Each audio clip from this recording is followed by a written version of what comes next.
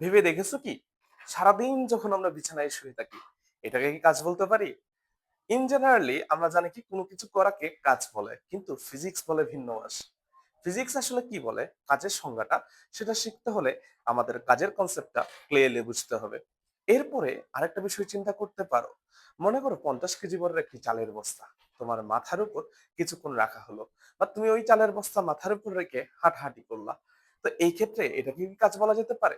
অবশ্যই। এই জিনিসগুলো বুঝতে হলে কাজের কনসেপ্টটা ক্লিয়ার করা খুবই গুরুত্বপূর্ণ। অন্যদিকে আমরা ভিন্নভাবে উপস্থাপন করতে পারি। যেমন আমরা চার্জিং এর ক্ষেত্রে মোবাইল চার্জিং দিয়ে থাকি। তো এই ক্ষেত্রে দেখা যায় শক্তির রূপান্তর হয়।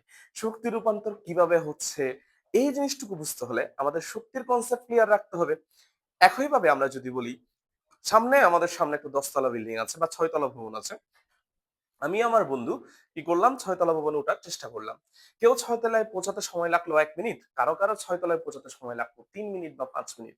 তাহলে দেখো তো, আমাদের দুজনের ক্ষমতা কি সেম হবে? এখন তাহলে বুঝতে হবে আমাদের তিনটা কনসেপ্ট জানা খুবই দরকার।